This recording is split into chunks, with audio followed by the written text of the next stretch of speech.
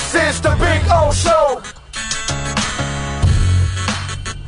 This is the Big O Show. How you feeling, my friend? I am doing good. I know you're going to hit me up with a high hard one as I step to the plate here. So I will let. When do we lob softballs on this show? I figured maybe the off season you would, but I know you better, Big O. I've known you better for almost 3 decades when it comes to that. So fire away. I might have to duck out of the way if you're a little too close to the helmet. I got to give the listeners. Steven is the one that brought it up this morning. I had no idea. He asked me, "Hey, has Tyler put up his house for sale?" I don't know. And then I first asked him, "Did you get it from somebody credible?" Because I always ask everybody when they bring me up something, is it someone that breaks news all the time? Is it someone that you can trust, or is it some slappy that's just throwing crap out there, which there's plenty of them? And so I said, look, Ira's coming up. Let me send him a text. That's somebody credible. Let's find out. And you tell me what? I tell you that I went to the real estate sites, and those people don't make stuff up because they want to make real money. And yes, Tyler Herro's home, which was the most expensive in Pinecrest when he bought it a few years ago, is on the market. He already shaved off $800,000 off the price tag from when he initially put it on the market. So by the way, I just told everybody the housing market is actually on the way down, and his agent might have told him, "Hey, let's get ahead of this. Sure. Take advantage, because you're about to say something." And I wanted to throw the business side of it because Absolutely. I follow this kind of shit because I invest, and I know that we're going to have a housing crash. It's going to happen on the commercial side really bad with all the empty buildings all over the place after the pandemic. The real estate market on the commercial side is really going to crash badly. But on the housing side, even though Florida and maybe Texas and Arizona won't be affected as much as other states, will still be more affected. Houses now in South Florida are now on the market longer than they have been in the last couple of years. So it's not the same market it was. So there could be a little bit of that, or it could be that what you told me, he could be buying another home also. And you see it all the time. Jimmy Butler 2 years ago, in the middle of his contract, sold his home in Pinecrest. For a lot of people, it's location, location, location. And Big O, you know it from where you live. Traffic, traffic, traffic. And we are constantly down here sort of weighing how long does it take to get to a shoot-around, to get to a game. And at a certain point, you might say to yourself, I want to spend more time with my family by being closer. I will say this. By the way, beat writers all the time, when they get a new beat, you know it and I know it. There are beat writers that'll move from Dade to Broward, Broward to Dade because of the new beat they're on. And they're like, yeah, no, I'm not doing that. Even the relocation of the beat writers, from training sites, obviously from going here in Nova down to the stadium, the Panthers from going up in Parkland, now over to downtown Fort Lauderdale. You have that constant change. So that's part of it. But I will say this. I would not understate it for another reason. Tyler Herro is really tired of being mentioned in trade rumors. And if Tyler Herro does have to up and move somewhere, like you said, when someone knows the actual facts that you're dealing with distressed property, matter of fact, Big O, I'm going to put that hat on you instead of your Bitcoin hat here for those just listening on the audio. If you're a realtor and you know Tyler Herro's home is on the market and he's just been traded, aren't you going to come in and lowball? Because he can't change his mind and say, no, I'll live here while I'm playing in Sacramento. He's going to sell. And by the way, if he gets traded a year from now, his agent and his lawyer probably said, hey, let's get rid of the house now. A year from now, you're going to lose $500,000, $750,000, $1 million, because the market's going to be worse then, because that's what these people do. They know what's coming ahead. They see what's coming ahead, because once we pass the elections and we get to mid-2025, where we're at right now, trust me, baby, markets are going to be in the red and things are not going to be good. Things are going to get nice and even better leading up to the election. And then post-election, things will start to decline. And that's probably what his people are telling him. So if you get traded by the trading deadline or next offseason, we're going to lose a lot of money here on this house. Let's get rid of it now. As a matter of fact, I'll even sort of put up a little wager, and I'll let you make a prediction on this for a couple. because he can lease for now. He can sell, Yes. and then He has options. When you make $120 million, believe it or not, you have options. And yet, Big O, if I were to ask you on this Miami Heat roster right now, who is the player most likely to get traded? If anyone gets traded, who would you say? well, I think first Jimmy Butler, because I think they that's the one that can, if they can do the Philly thing, because that seems like that might be the marriage that you might be able to make. Next would be Tyler. My problem with the Tyler thing, I don't think there's a market for him right now. I think the market's even worse than it was in the offseason because of all the time he missed. And then when he came back, he had some moments to really shine, and it didn't shine enough. So I don't think he put enough for trade value on the other side. So I'm going to go Jimmy first, and then out of desperation, Tyler. But I'm afraid they would have to tie like a pick. But that's it. But that's what I'm saying this. I think Tyler is more likely to be traded because you can merge him with other pieces. Matter of fact, I finished an Ask Ira question I'm going to post tomorrow at sunsentinel.com. Mm-hmm. You can make an argument the Miami Heat have never had more tradable assets at reasonable price points than they do now. Okay. You have an entire poo-poo platter of Tyler Herro, of Terry Rozier, of Duncan Robinson, of I know you don't want to deal him, but Jaime Jaquez, Nikola Jovic. So in other words, you have the high end, you have the mid-range, and you have the low end to cull and put together packages. Pat Riley, even with 2 future first-round picks and the ability to trade after this year's draft, has more assets that he can put into play than he has for years if he wants to make a deal. With Jimmy, it's harder. It's one $50 million nut, and I don't want to call him a nut, but a troublesome player also who has limited landing points. The one thing about Tyler, you either respect his game or don't respect his game. But I don't think you have the kind of Jimmy Butler concerns of, is he going to work in this locker room? Is he going to be committed to us, or is he going to act out? Tyler's never acted out. He's gotten injured. He's been, as Pat Riley said, fragile, but he's always been, he has that basketball Jones he wants to play with. Jimmy, it's different. So that's a good person. Good person. Come on. Yeah, so I think Tyler might be more of a trade possibility than Jimmy just because of other pieces you can put him with if you want to sort of shuffle the deck a little bit. And I think the Heat sort of have to now looking at where the playoffs are standing. Yeah, no, I mean, this situation is just going to be really difficult to kind of navigate. Have we heard anything from the Butler camp at all? Do we know anything about what their intentions are and that kind of stuff? I know. We all know their intentions are. You don't have to read tea leaves. The moment on July 6th at 12:01 a.m., they are going to make a call to Pat Riley or Andy Ellisberger or whoever they have to. We are looking forward to sitting down with you as soon as possible to discuss an extension for Jimmy Butler. They will pass that along. Now, what the message coming back will certainly be very nuanced and maybe not immediate. But they will seek their extension. This is not a news break. We all know that at the first available window, Bam Adebayo will seek an extension. If you're extension eligible, why wouldn't you ask? Big O, when you were back in terrestrial radio and you had a negotiated window that opened for a contract, of course you talk on the first day. Why wouldn't you? It makes no sense not to. So that's going to happen. Part 2 of what Pat Riley said, I think we have our answer already. With Jimmy Butler's silence, I think it's almost safe to say Jimmy don't give a rat's ass. Jimmy shows up day 1 of the season. Jimmy shows out last day of the season. He's in the wind. He's selling coffee. He's traveling. He's playing dominoes. He's being his own person. We always knew that about Jimmy. It's kind of interesting what's going on down here in South Florida now. Big deal. Tua might not have been at OTAs, might not have been at every Dolphins practice at the practice facility, might have been on his own. Oh my God, Tua doesn't respect the Dolphins, and we're all looking into that. No one expects Jimmy Butler to be around. No one expects Jimmy Butler to be the team guy. We've known from the get-go, Jimmy marches to his own drummer. Jimmy, when he's on the road and the team is on the road, is more likely out to be on his own than to be at a team dinner, which he does show up on occasion. He's just a different cat. So if anyone, you know what?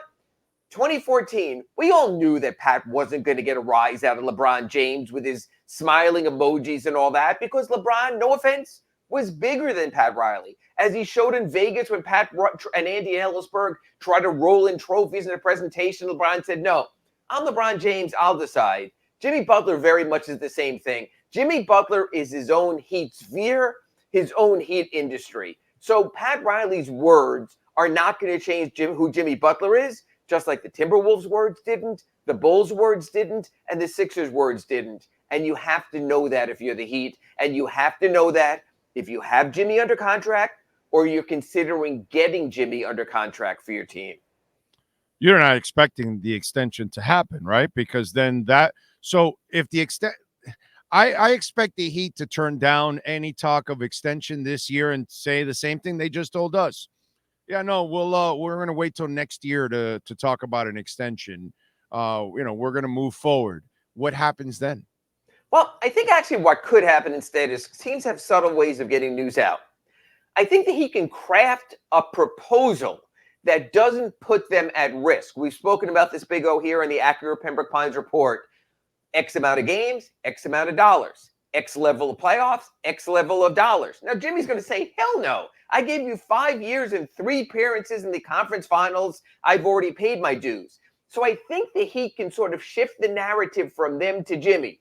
Quietly, behind the scenes, whether it's the PR staff, whether it's someone in management, letting people know, hey, we talked to Jimmy. We presented them with a proposal. They wanted more. That's what a negotiation is. So I think there will be a subtle back and forth with the teams. Look, I'm not against some sort of incentive-based, anything to sort of motivate his ass.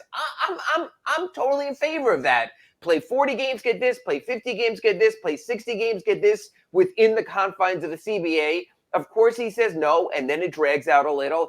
And then, Big O, then we start to look at body language. Then we start to listen and read between the lines on his Instagram and what he's posting out there, what he's putting out there, which is a shame. And then I guess Rachel Nichols shows up at a practice and interviews him when he walks out, and we go from there. If any team is equipped to handle the circus, it's the Heat. But after the way this season ended, I think the patience with the circus is wearing very thin. Okay, but wait a minute. If you want to make the trade, you need to make a trade without the big top. So you need, once it becomes a big top and, Ringling Brothers steps in, you start to lose leverage all of a sudden now. If you're Philadelphia, you're like, well, now it's a shit show over there. Now they're fighting amongst all. Now they can't ask for nearly as much. But if everything is kosher and we're getting along and we kind of like, hey, let's work together to get you out of here instead, then now you can actually help him and help your team. But if it does become Ringling Brothers, I don't know how that helps the Heat in trying to get any kind of leverage and trying to trade him away when you have so few people that could take Jimmy Butler. So few, dude. Unless you're dealing with P.T. Barnum and another circus like Philadelphia, which has never got out of the conference semifinals with Joel Embiid, which has gone through Ben Simmons and James Harden and keeps shifting the chairs on the Titanic. So You're the Heat. You're going, hey, you think we got it bad? We've been to the conference finals and the NBA finals. Daryl Morey, what have you done over there? You need him. You need to get him more than we need to get rid of him. That's how you cast it. We know the suitors for Jimmy are limited. I would figure they'd be the Philadelphia 76ers. Maybe the Clippers. I'm not so sure. I'm looking maybe at the Clippers with what they've gone through with Kawhi, and if Paul George leaves, they have a new arena they're building in LA. They need to get a star. Maybe the Knicks after their crash and burn need something. So you could have a possibility there. There will be suitors, but you know what, Big O, like you mentioned, probably not at the price point as a year ago. I know you berate me each of the last few months under accurate Pembroke Pines reports. They should have sold before, but we have to move on. They didn't, but they didn't. So that's the past. So now it's a matter of when is too late. As long as there's a market out there, you could go through the summer months. The one thing we learned that's very important from last season was this. Damian Lillard did not get traded until September. And the Blazers still got a reasonable market value in Drew Holiday in the draft choices. So I would say the cutoff is, I don't want to happen what happened in Minnesota, is the crap show when he showed up at training camp. So get it done by mid-September. Give yourself 2 weeks to say, this is our team and go forward. So either Jimmy says, you know what? Extension would have been swell, but come to my senses. Not that he phrased it that way. I'm moving forward. Love Spo, love Riles. Love getting back to the conference finals. See you in June. That would be optimal. I don't know if we'll do that. Maybe when you get older and wiser and you realize you've spent the last 4 summers and winters in South Florida instead of Minnesota or Chicago or Philadelphia, you know what? Maybe that changes who you are also. All right, so I see the fan sites and all that kind of stuff, and I see them on Twitter and Instagram. They're already posting Donovan Mitchell and Sure. Heat uniforms and all that kind of stuff. I know you're probably going to help build them up. Sure, I'm here for them. Why? Why are you going to do this to you? Because the Heat always look at the biggest possibility. But you don't have the ammo. You do. Plenty will outbid you. You do. Pat Riley already told you what he didn't want to do. I don't care what you know what? God bless Pat Riley and his icon. I don't care what Pat says. I don't care what Pat says publicly. No team and have no bench. So why even make the trade? Because Pat Riley has always been a star. I guess you kids use the word effer or whatever. That's who he is. That's what he is. That's why every time Kevin Durant's name has come available every other year, the Heat have been linked. That's what he does. He could, you could talk all you want about bench and you could talk all you want about depth. Boston doesn't have any depth this year. Don't tell me about Luke Cornett and Sam Hauser and Peyton Pritchard and Nate Binder's fine. Their bigger problem is their stars just kind of coast. They have moments where they get bored and because it's the East. That's why they have the brain farts, because all of a sudden Jason Tatum is just like kind of going through the motions in a game. Not? Yo, dude. Until they get to the West, this is why a year ago when the Heat made the NBA Finals and everyone goes, man, the East is so down. Now we're seeing it from an external view when we step back and go, wow, could Boston have had an easier path, and will Boston have an easier path? And hell now, they get rid of the Nuggets so they don't have to decide if they can guard Jokic because they don't need to guard him anymore. So that's out of the way also. So sometimes the door is wide open. And one thing we didn't even get here today yet is this. The Miami Heat finished 1 game behind the Indiana Pacers in the Eastern Conference standings, which means with 2 more wins, and I know you're sick of hearing this, they could have been that team, but we've already heard Pat Riley and availability. But Big O, if it doesn't make you throw up a little bit in your mouth, what could have been if the first 82 they would have put 1 iota more of desperation and care into it, you're seeing it now. And you know what? If years in a row that your best player doesn't give a rat's ass about the regular season and buries you in the play-in. So, but last year it didn't matter, so we got to buy. Last year he said, but wait to the playoffs, and he turned into that player. This year you're seeing the other side of it. I'm telling you, even without Jimmy Butler's injury, if the Miami Heat, would have gotten the draw that right now that you're seeing Indiana had, if they would have got Milwaukee without Giannis and a hurt Damian Lillard, if they would have got the Knicks without Mitchell Robinson, OG Anunoby, and Julius Randle, they would be there right now. They would. This is the lesson why you have to care more. But that's the whole damn definition of that goddamn franchise. That entire franchise cares about everything that they do on season, off season, summer league. They strive to be the best at everything. Except for one.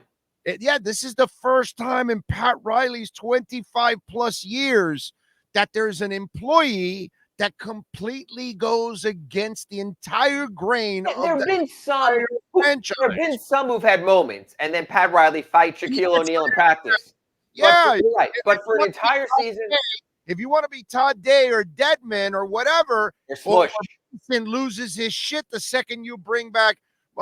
He gets rid of your ass, but in this case, he's so stuck with this right now that it's not that easy to get rid. You might be stuck with Band-Aid, but you can't get Band-Aid off of you.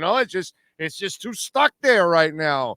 This is a situation he's never had before, because the people that even when Shaq got out of line, but at the end of his thing, that they were able to just dispatch it right away. This is one that has never happened to this franchise, dude. This has just never, ever happened that one person has completely changed everything that you do. It's the weirdest thing, dude. I would have. And they knew what they were getting in bed with. Happened to Pat Riley. This is something I would have never guessed. And they knew what they were getting in bed with. You know what? And as you get older and more desperate, you take chances, you take risks, and now you have to dig your way out of it.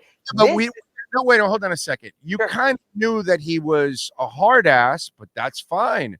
But you knew he was a hard worker. All of a sudden, you didn't know that he was just going to stop being a hard worker in the regular season. That's not what he was ever. And so all of a sudden, he threw a curve at you that none of us really expected. You know, he could be a hard ass. That's fine. If there's a couple of days off that you need, that's cool. But an entire regular season? Come on, dude. I mean, he never saw 34-year-old Jimmy Butler, and as Jimmy gets older and realizes his limitations, you have to realize your limitations with the players as well. It's going to be a fascinating offseason. More importantly, if Jimmy does come back and they find their way, I want to see if there's more of a Pat Riley voice when Jimmy does take a game or two off. And if Pat Riley comes out and says, hey, if Jimmy could be out there, we need him out there. Maybe Pat needs to take that onus off of Erik Spoelstra, even with a one-voice franchise, and he needs to be the one next year where he walks around to the media practice and says, man, we really could have used Jimmy last night, and I hope he finds a way to get himself in the lineup for the next one. Maybe that's what follows. Well, by the way, let's throw something else on Jimmy's plate here. I got to take one more shot at him. You know, everybody else has kind of done their job of trying to be a recruiter. Even Wade, not being on the team, has been the best recruiter for this franchise. And we keep waiting for Riley. Riley's not recruiting anymore. He's too old to recruit. And Jimmy has not done a good job of trying to bring that other star. Lowry was a terrible job, you know, overall. And that's one thing that I will say, because I know that Bam is friendly with others out there, but I don't know if his lack of not being like, you know, so out there and being that guy like a star wants to be, maybe that doesn't help him in trying to recruit somebody. But I think that's one thing that's kind of hurt this team here. They're not strong at recruiting a star. I think they do have two things. You hear everyone talk about Erik Spoelstra. Players want to play for him. He's sort of the new Pop, the younger Pop. You have that going. Two, Bam has the type of game, if I'm a star, I want to play with. He doesn't demand the ball. He wants to play defense. He loves to make himself some passes. So I think they have good recruiting tools out there. And like you said, I don't want Jimmy to be recruiting because thank you, you brought Kyle Lowry. You're done. You can just show up and play the games. We don't need that anymore. That was probably one of the bigger mistakes, acceding to his desires, just like they thought they were with LeBron James and Shabazz Napier. Yeah, that one was absolutely rough. All right, what do you got going on the Sun Sentinel so folks can check you out? 2 o'clock today, the NBA will be announcing its all defensive teams. Bam Adebayo will make first team all defense for the first time in his career. Another nice step forward, still trying to chase Defensive Player of the Year. Tomorrow, the NBA will announce the all NBA teams. If Bam makes one of the three, not position specific anymore, he will be eligible for a Supermax. I know what the Heat might say publicly, but he would love nothing more than Bam not to make all NBA, because they don't want to have to pay him the Supermax, because God bless Bam, he's honestly not a Supermax player. So I think that's going to be interesting. The Ask Ira I posted earlier today, I think the Heat need an offensive intervention. We've seen what the Indiana Pacers did to get to the Eastern Conference Finals. Scoring matters. The Final Four teams in the NBA, all top 7 offenses this season, 3 of them top 4 in the playoffs. You have to score. I know defense, I know guts, I know things painted on the court. This team needs to have a better offense. Maybe they need to bring in an offensive coordinator. Wow. Really? Not more offensive talent? That's part of it. But as you know, we just spent the last 22 minutes talking about how hamstrung they could be. You got to learn to make chicken soup out of your chicken feathers at this point. Yeah. All right. Well, let's squeeze more orange out of the ball there. Yeah, let's get it done. All right, follow him on Twitter at Ira Heatbeat. Catch his work there at the South Florida Sun Sentinel. Ira, have a fantastic week. We will catch up next week, sir. Next week in our Acura Pembroke Pines report. Thanks, Big O. Thank you, sir. And Acura of Pembroke Pines at 15601 Pines Boulevard, just off of I-75 in Pines. And folks, yes, the ZDX is here. So if you're looking to get electrified, the new Acura ZDX, I think it goes over 300 miles, which is absolutely amazing. They've got the 16th anniversary sale going on right now, 3.9% financing for 60 months. 2024 Integra, $319. The RDX, $419. The MDX, $429.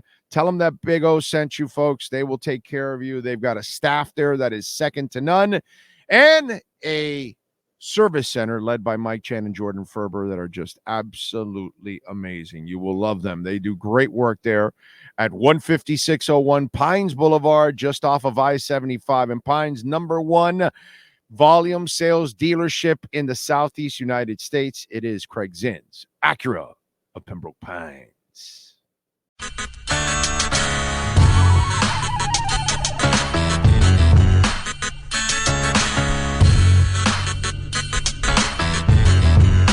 This is the Big O Show. This is the Big O Show.